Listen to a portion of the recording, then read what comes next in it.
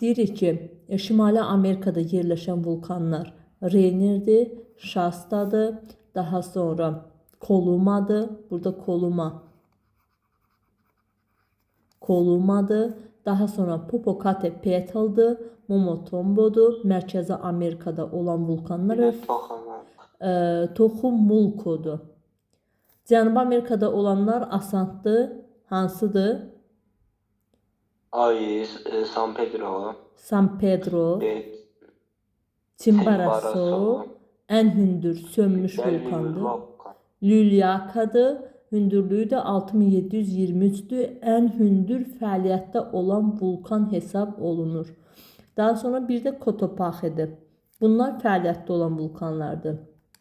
Sonra İslandiyada olan vulkanlar necə sərhədli idi? Toqquşma sərhədli idi, ayrılma. Sivilcet, ayrılma. Ay sağ ol. Burada yerləşən vulkanlar hansılardır desək, ən asandır. Hekla, Bardarbunga, Eyjafjallajökull İslandiyada olan vulkanlardır. İtalyan ərazisində olan vulkan Vezuvidir, Strombolidir, Stromboli adasında, Etnadır, Etna da Siciliya adasında yerləşən vulkandır. Qafqazda olan vulkan sönmüşdür, fəaliyyətdə olan vulkandır. Necə müəllim? Qafqazda olan vulkanlarımız sönmüş vulkanlardır, yoxsa fəaliyyətdə olan vulkanlardır? Sönmüş. Ay sağ ol. Adları Elbrus, Elbrus, Kazbek, Aha. sonra Dəməvənd, bir də Səhənd. Səhənd. Dəməvəndlə Səhənd harda yerləşirdi? İranda. Ay sağ ol. Elbrusla Kazbek? Deməli, Azərbaycanda yerləşir də. Yox, Elbrusla Kazbek dedik Rusiyada yerləşir. Qafqazın Azərbaycanda olan zirvəsi Bazardüzüdür. Ən hündür zirvəsi. Amma ümumilikdə Qafqazın ən hündür zirvəsi deyir ki, Elbrusdur. 5642 metr hesab olunur. Afrikada olan vulkanlar Adamava dağlarında Kamerun vulkanıdır. Daha sonra sönmüş vulkan Kenya vulkanıdır. Bir də Afrikanın ən hündür zirvəsi Kilimanjaro vulkanıdır. 5895 metrdir. Sonra Rusiya ərazisində Kamçatka yarımadasında yerləşən vulkan Klüçevsk Sopkadır. Yaponiyada olan vulkanlar Fudziyama'nın Apo'dur.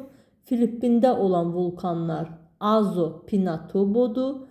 Daha sonra Ruapehu vulkanı var ki, Yeni Zelandiyada yerləşir. Daha sonra Antarktikada olan Ross adasında olan vulkanlar da Elbrusdur, Terrordur. Vulkanlar sönmüş və fəaliyyətdə olan vulkanlar olur. Sönmüş vulkanların sonuncu dəfə püskürməsi haqqında heç bir məlumat yoxdur. Amma fəaliyyətdə olan vulkanlar haqqında axırıncı dəfə hansı tarixdə püskürməsi haqqında bir məlumat var.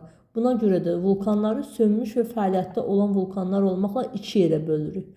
Bir də vulkanlar quru və okeanda olan vulkanlar olmaqla iki yerə bölünür. Quruda olan vulkanlar deyirik ki, deməli, stratovulkanlar, okeanda olan vulkanlar isə qalxanvari vulkanlar adlanır. Stratovulkanlar quruda materikin üzərində hansı ki sayırıq, bu deyirik Vezuvidir, Etnadır, Elbrusdur, Kazbekdir, Klüçevsk Sopkadır, Reynerdir, Şasnadır. Materikin üzərində olan vulkanları, qurunun üzərində olan vulkanlar deyir ki, stratovulkanlardır. Həmçinin turş tərkibli vulkanlardır. Tərkibi daha turş tərkiblidir və qatıdır. Qatı maqmadan ibarətdir. Amma okeanda olan bu İslandiya adası, okeanda yerləşən, adada yerləşən, həmçinin burada Havay adasında Mauna Kea'nın Mauna Lea, Kilauea vulkanları var ki, bunlar da okeanda olan vulkanlar hesab olunur, yəni qalxanvari vulkanlardır. Bunların tərkibi deyirik ki, əsaslı tərkiblidir, daha sonra sıyıq olur.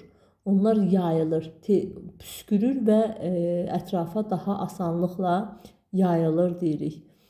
Vulkanlar haqqında bu qədər. Testləri keçəcəyik indi.